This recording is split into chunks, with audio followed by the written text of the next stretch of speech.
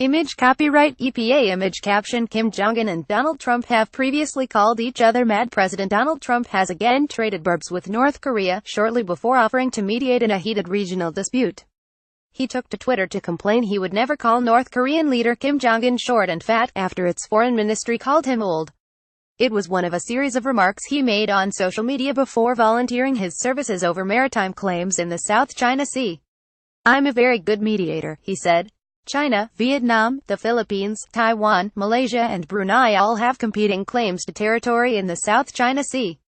Tensions with China have been high in both Vietnam and the Philippines, inflamed by the former's island building and naval patrols. A framework for a code of conduct was agreed in August, but this is still only an outline, with more negotiations due to take place before it can be legally binding. Mr. Trump, who has long styled himself as a dealmaker, suggested his expertise could aid the process. "If I can help mediate or arbitrate, please let me know," Mr. Trump told his Vietnamese counterpart, Tran Dai Quang, at the Asia-Pacific Economic Cooperation Summit in Hanoi.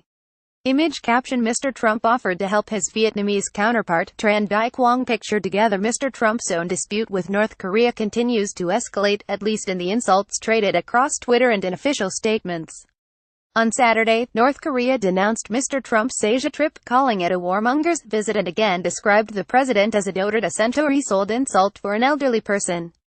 Mr. Trump responded with a passive-aggressive tweet, suggesting he would never call Mr. Kim was short and fat, and complaining, "Oh well, I try so hard to be his friend and maybe someday that will happen." Skip Twitter post by @Real Donald Trump. Why would Kim Jong-un insult me by calling me old, when I would never call him short and fat? Oh well, I try so hard to be his friend and maybe someday that will happen. Donald J. Trump. @Real Donald Trump. November 12, 2017. End of Twitter post by @Real Donald Trump. As the president took to social media, 3 U.S. aircraft carriers were taking part in a military exercise in the Western Pacific, in a show of strength aimed at North Korea.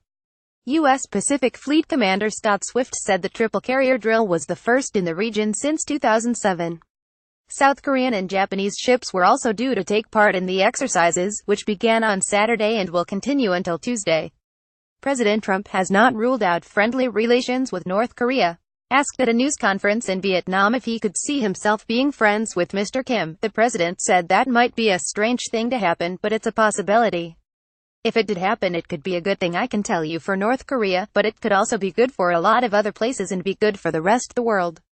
It could be something that could happen. I don't know if it will, but it would be very, very nice." The Vietnamese leg of Mr. Trump's five-nation Asia tour was met with protests. Mike Hoy, a singer and dissident, said police confined her to her home and threatened her with eviction after she defied a ban on protests. Ms. Hoy, who was barred from standing for parliament last year, said she was escorted home after she flashed a sign insulting the president as his motorcade passed by. She said she was protesting against Donald Trump's attitude to women and his failure to meet with human rights activists in Vietnam. Mr. Trump will travel to Manila later on Sunday for the final stop on his Asia tour, before flying back to the U.S.